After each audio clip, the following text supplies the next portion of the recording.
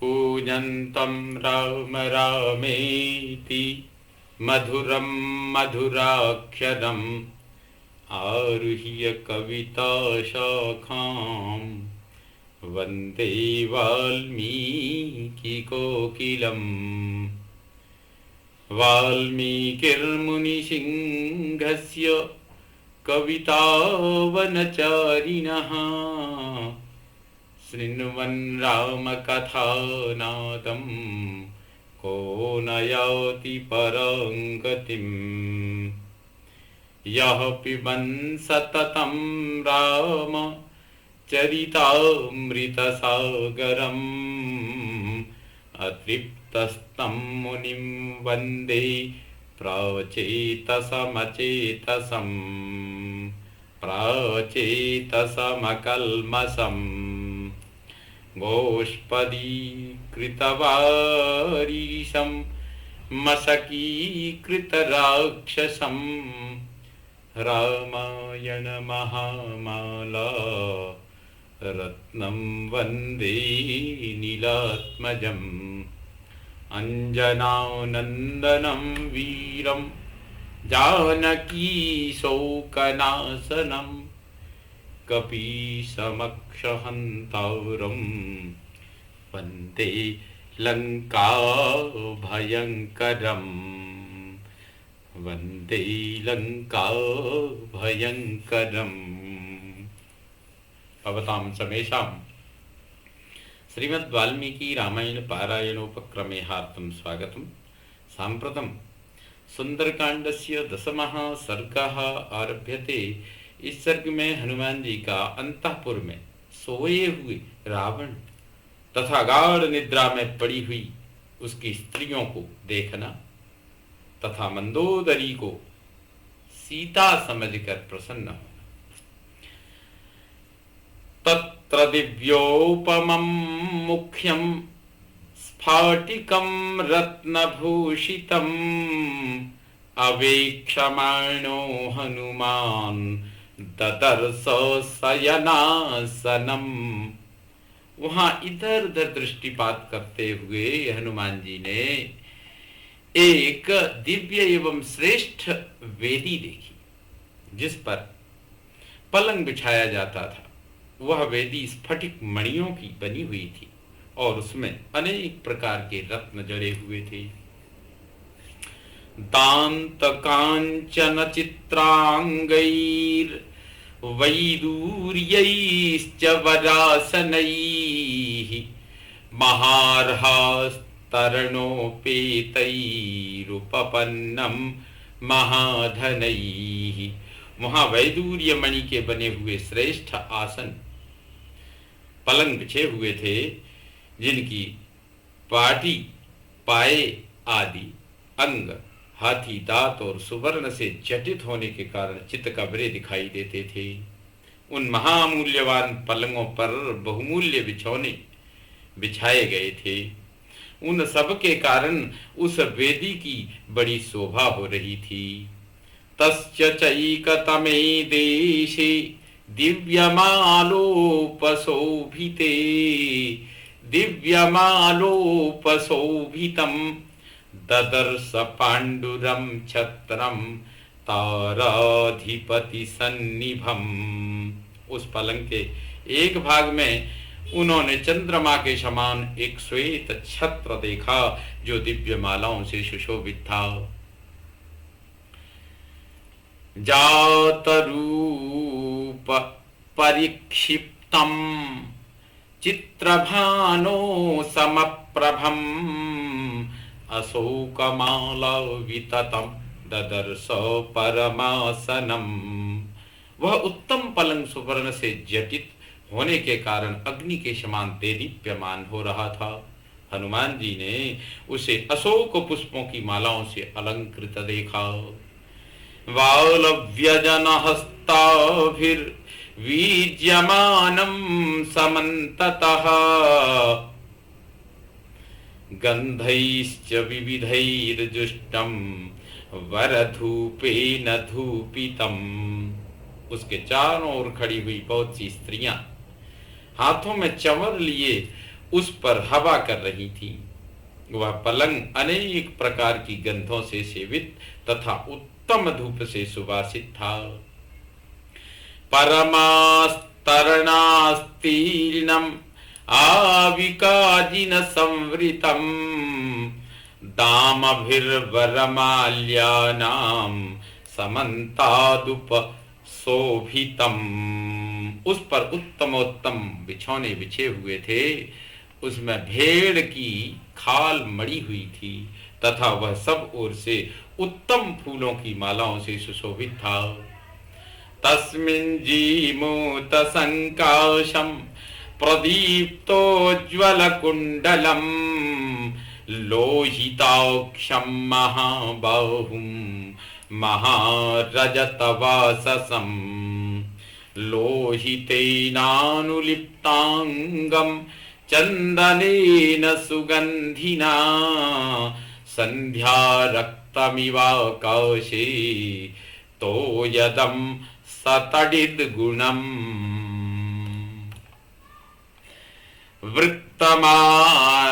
वृत्तमाभरणै दिव्यैः सुरूपं कामरूपिणम् सवृक्षवनगुल्माढ्यं प्रसुप्तमिव मन्दरम् क्रीडित्वोपरतं रात्रौ वराभरणभूषितम् प्रियं राक्षसकन्यानां राक्षसानां सुखावहम् पीत्वाप्युपरतं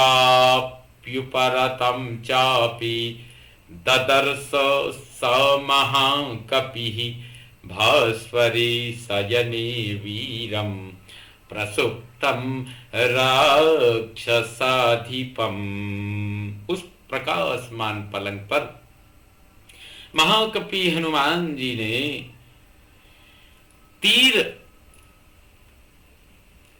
हनुमान जी ने उस पलंग पर महाकपि हनुमान जी ने वीर राक्षस राज रावण को सोते देखा, जो सुंदर आभूषणों से विभूषित, इच्छानुसार रूप धारण करने वाला, दिव्य आभरणों से अलंकृत और स्वरूपवान था। वह राक्षस कन्याओं का प्रियतम तथा राक्षसों को सुख पहुंचाने वाला था। उसके अंगों में सुगंधित लाल चंदन का अनुलेप लगा हुआ था, जिससे वह आकाश में संध्या काल की लाली तथा विद्युल्लेखा से युक्त मेघ के समान शोभा पाता था। उसकी अंग कांति मेघ के समान श्याम थी। उसके कानों में उज्जवल कुंडल झिलमिला रहे थे, आंखें लाल थीं और भुजाएं बड़ी बड़ी। उसके वस्त्र सुनहरे रंग के थे। वह रात को स्त्रियों के साथ क्रीड़ा करके मदिरा पीकर आराम कर रहा था।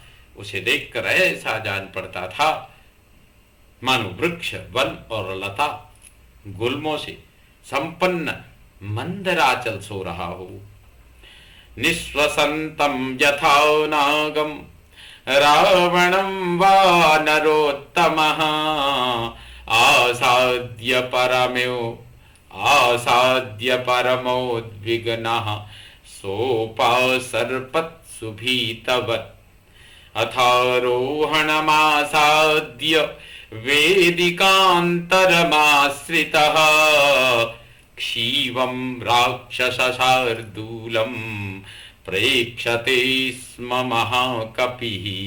उस समय सांस लेता हुआ रावण फुफकारते हुए सर्प के समान जान पड़ता था।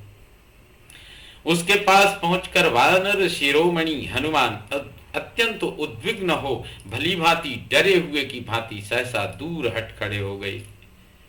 हट गए और सीढ़ियों पर चढ़कर एक दूसरी वेदी पर जाकर खड़े हो गए। वहां से उन महाकपि ने उस मतवाले राक्षस सिंह को देखना आरंभ किया। सुशुभे राक्षसेन्द्रस्य स्वपतः शयनं शुभम गंधहस्तिनि संविष्टे यथा प्रस्रवणम महत्। राक्षसराज रावण के सोते समय वह सुंदर पलंग उसी प्रकार शोभा पा रहा था जैसे गंधहस्ती के शयन करने पर विशाल प्रस्रवणगिरी सुशोभित हो रहा हो। कांचनांगद सन्नद्धौ ददर्श स महात्मनः विक्षिप्तौ राक्षसेन्द्रस्य भुजाविन्द्रध्वजोपमौ। उन्होंने महाकाय राक्षसराज रावण की फैली हुई दो भुजाएं देखी जो सोने के बाजूबंद विभूषित हो इंद्रध्वज के समान जान पड़ती थी। ऐरावत विषाणाग्रई रापीडन कृत व्रणौ वज्रोल्लिखित पीनांसौ विष्णु चक्र परीक्षतौ। युद्ध काल में उन भुजाओं पर ऐरावत हाथी के दांतों के अग्रभाग से जो प्रहार किए गए थे उनके आघात का चिन्ह बन गया था। उन भुजाओं के मूल भाग या कंधे बहुत मोटे थे और उन पर वज्र द्वारा किए गए आघात के भी चिन्ह दिखाई देते थे। भगवान विष्णु के चक्र से भी किसी समय वे भुजाएं क्षत विक्षत हो चुकी थी। पीनौ समसुजातांसौ संगतौ बल संयुतौ सुलक्षण नखांगुष्ठौ स्वंगुलीयकलक्षितौ। वे भुजाएं सब ओर से समान और सुंदर कंधों वाली तथा मोटी थी। उनकी संधियां सुदृढ़ थी। वे बलिष्ठ और उत्तम लक्षण वाले नखों एवं अंगुष्ठों से सुशोभित थी। उनकी अंगुलियां और हथेलियां बड़ी सुंदर दिखाई देती थी। संगतौ परिघाकारौ वृत्तौ करिकरोपमौ विक्षिप्तौ शयने शुभ्रे पंचशीर्षा विभोरगौ। वे सुगठित एवं पुष्ट थीं। परिघ के समान गोलाकार तथा हाथी के सुंड दंड की भांति चढ़ाव उतार वाली एवं लंबी थी। उस उज्जवल पलंग पर फैली वे बाहें 5-5 फन वाले 2 सर्पों के समान दृष्टिगोचर होती थी। ससक्षतज कल्पेन सुसीतेन सुगंधिना चंदनेन परार्ध्येन स्वनिलिप्तौ स्वलंकृतौ। खरगोश के खून की भांति लाल रंग के उत्तम सुशीतल एवं सुगंधित चंदन से चर्चित हुई वे भुजाएं अलंकारों से अलंकृत थीं। उत्तम स्त्री विमृदितौ गंधोत्तम निषेवितौ यक्ष पन्नग गंधर्व देवदानवराविणौ। सुंदरी युवतियां धीरे धीरे उन बाहों को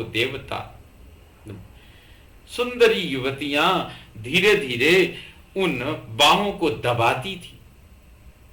उन पर उत्तम गंध द्रव्य का लेप हुआ था। वे यक्ष नाग गंधर्व देवता और दानव सभी को युद्ध में रुलाने वाली थी। ददर्श स कपिस्तस्य बाहु शयन संस्थितौ मंदरस्यांतरे सुप्तौ महाहीरुषिता विव। कपिवर हनुमान ने पलंग पर पड़ी हुई उन दोनों भुजाओं को देखा। वे मंदराचल की गुफा में सोए हुए 2 रोष भरे अजगरों के समान जान पड़ती थी। ताभ्याम सपरिपूर्णाभ्याम उभाभ्याम राक्षसेश्वरः सुशुभे चल संकाशः श्रृंगाभ्यामिव मंदरः। उन बड़ी बड़ी और गोलाकार 2 भुजाओं से युक्त पर्वताकार राक्षसराज रावण 2 शिखरों से युक्त मंदराचल के समान शोभा पा रहा था। पा रहा था। चूत पुन्नागसुरभिर्वकुलोत्तम संयुतः मृष्टान्न रस संयुक्तः पानगंध पुरस्सरः तस्य राक्षसराजस्य निश्चक्राम महामुखात् शयानस्य विनिश्वासः पूरयन्निव तद्गृहम्। वहां सोए हुए राक्षस राज रावण के विशाल मुख से आम और नाग केशर की सुगंध से मिश्रित मौलसिरी के सुवास से सुवासित और उत्तम अन्न रस से संयुक्त तथा मधुपान की गंध से मिली हुई जो सौरभ युक्त सांस निकल रही थी, वह उस सारे घर को सुगंध से परिपूर्ण सा कर देती थी। मुक्तामणि विचित्रेण कांचनेन विराजिता मुकुटेनापवृत्तेन कुंडलोज्ज्वलिताननम। उसका कुंडल से प्रकाशमान मुखारविंद अपने स्थान से हटे हुए तथा मुक्तामणि से जटित होने के कारण विचित्र आभा वाले सुवर्णमय मुकुट से और भी उद्भासित हो रहा था। रक्त चंदन दिग्धेन तथा हारेण शोभिता पीनायत विशालेन वक्षसाभिविराजिता। उसकी छाती लाल चंदन से चर्चित हार से सुशोभित उभरी हुई तथा लंबी चौड़ी थी। उसके द्वारा उस राक्षस राज के संपूर्ण शरीर की बड़ी शोभा हो रही थी। पांडुरेण अपविद्धेन क्षौमेन क्षतजे क्षणम महार्हेण सुसंवीतम पीतेनोत्तरवाससा। उसकी आंखें लाल थीं। उसकी कटी के नीचे का भाग ढीले ढाले श्वेत रेशमी वस्त्र से ढका हुआ था तथा वह पीले रंग की बहुमूल्य रेशमी चादर ओढ़े हुए था। माशराशि प्रतीकाशम निश्वसंतम भुजंगवत गांगे महति तो यान्ते प्रसुप्तमिव कुंजरम। वह स्वच्छ स्थान में रखे हुए उड़द के ढेर के समान जान पड़ता था और सर्प के समान सांसें ले रहा था। उस उज्जवल पलंग पर सोया हुआ वह रावण गंगा की अगाध जलराशि में सोए हुए गजराज के समान दिखाई देता था। चतुर्भिः कांचनैर्दीपैः दीप्यमानं चतुर्दिशं प्रकाशीकृत सर्वांगम मेघम विद्युद्गणैरिव। उसकी चारों दिशाओं में 4 सुवर्णमय दीपक जल रहे थे जिनकी प्रभा से वह देदीप्यमान हो रहा था और उसके सारे अंग प्रकाशित होकर स्पष्ट दिखाई दे रहे थे। ठीक उसी तरह जैसे विद्युत गणों से मेघ प्रकाशित एवं परिलक्षित होता है।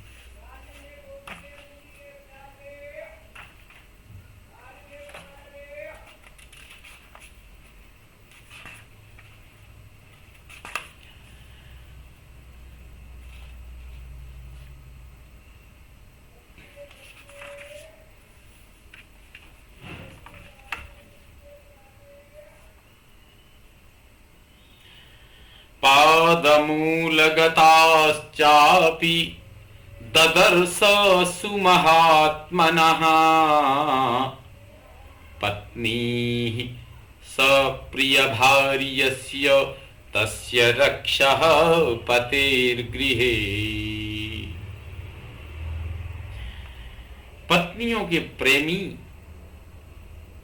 उस महाकाय राक्षस राज के घर में हनुमान जी ने उनकी पत्नियों को भी देखा जो उसके चरणों के आसपास सो रही थीं।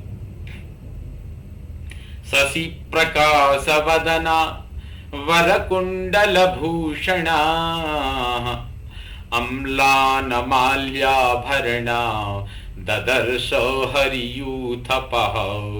वानर यूथपति हनुमान जी ने देखा उन रावण पत्नियों के मुख चंद्रमा के समान प्रकाशमान थे। वे सुंदर कुंडलों से सुशोभित विभूषित थीं तथा ऐसे फूलों के हार पहने हुए थीं जो कभी मुरझाते नहीं थे।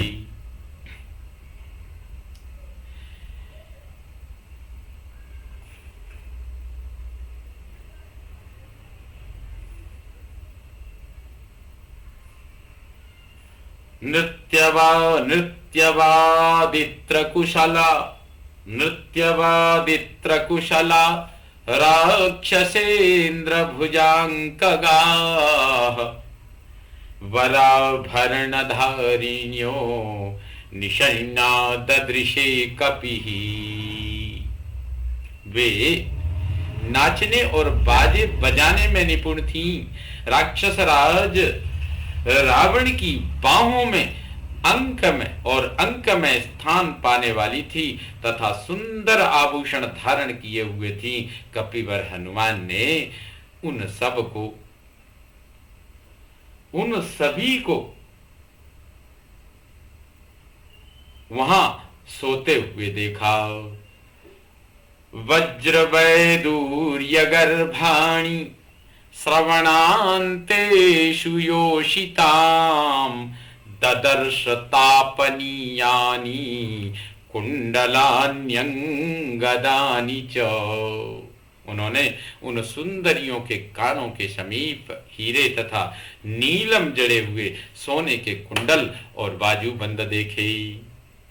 तासां चंद्रोपमैर्वक्त्रैः शुभैर्ललितकुण्डलैः विरराज विमानं तन्नभस्तारागणैरिव। ललित कुंडलों से अलंकृत तथा चंद्रमा के समान मनोहर उनके सुंदर मुखों से वह विमानाकार पर्यंक तारिकाओं से मंडित आकाश की भांति सुशोभित हो रहा था।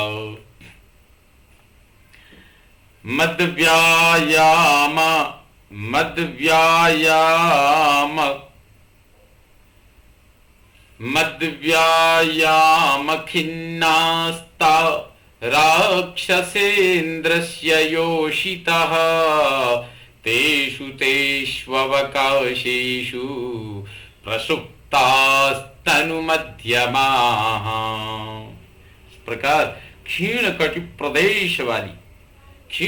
प्रदेश वाली वे राक्षस राज्य की स्त्रियां मद तथा काम क्रीड़ा के परिश्रम से थककर, रति क्रीड़ा के परिश्रम से थककर जहां तहां जो जिस अवस्था में थी वैसे ही सो गई थी। अंगहारैस्तथैवान्या कोमलैर्नृत्यशालिनी विन्यस्तशुभ सर्वांगी प्रसुप्तावरवर्णिनी। विधाता ने जिसके सारे अंगों को सुंदर एवं विशेष शोभा से संपन्न बनाया था, वह कोमल भाव से अंगों के संचालन, चलाने और मटकाने आदि क्रियाओं से द्वारा नाचने वाली कोई भी अन्य निपुण अर्थात विधाता के सारे अंगों को सुंदर एवं विशेष शोभा से संपन्न बनाया था। वह कोमल स्वभाव से अंगों के संचालन द्वारा नाचने वाली कोई अन्य नृत्य निपुणा सुंदरी स्त्री गाढ़ निद्रा में सोकर भी वासनावश जागृत अवस्था की ही भांति नृत्य के अभिनय से सुशोभित हो रही थी।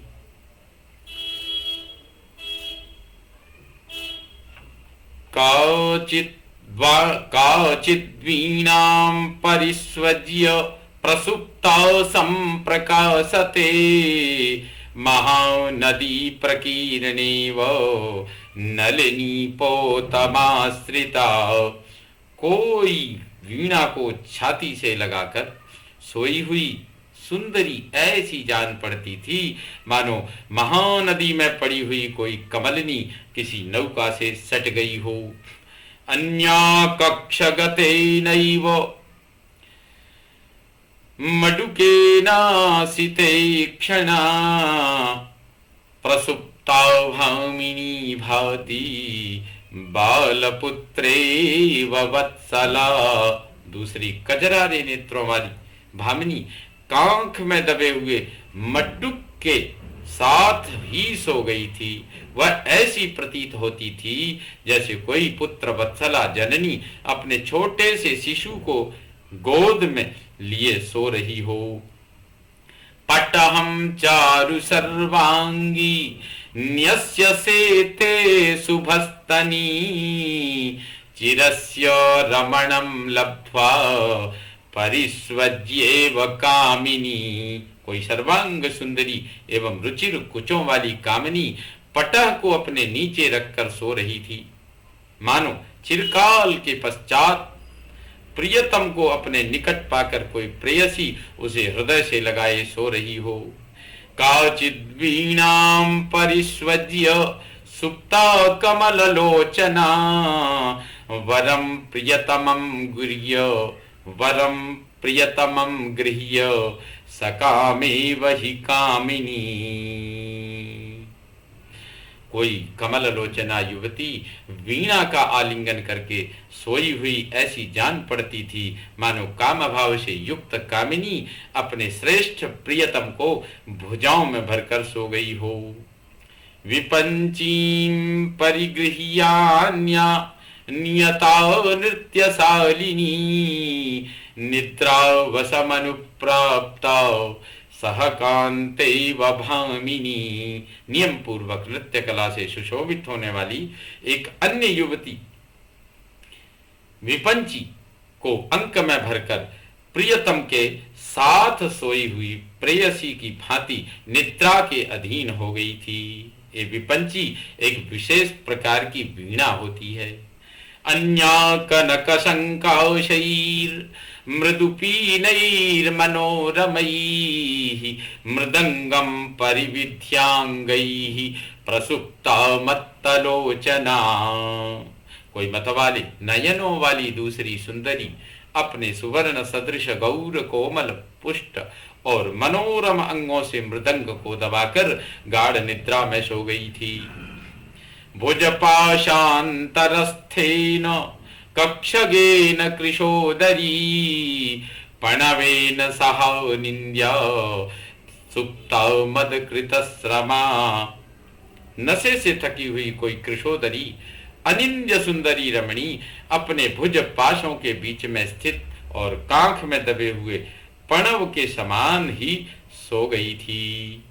डिंडिमं परिगृह्यान्या तथैवासक्त डिंडिमा प्रसुप्ता तरुणं वत्सम उपगृह्येव भामिनी।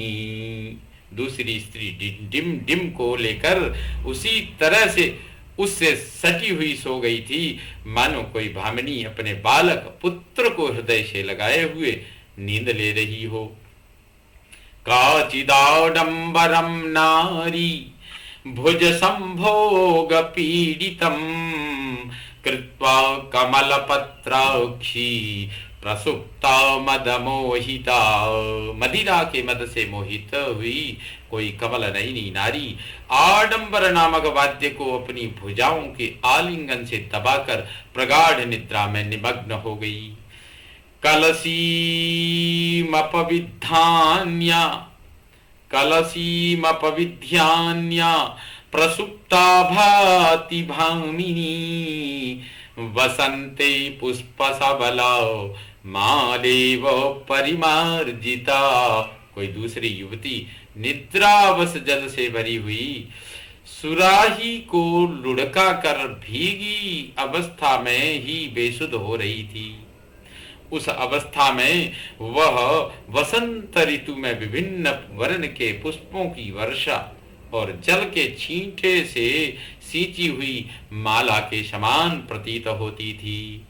पाणिभ्याम च कुचौ काचित् सुवर्णो कलशोपमौ उपगुह्या बला सुप्ता निद्रा बल पराजिता।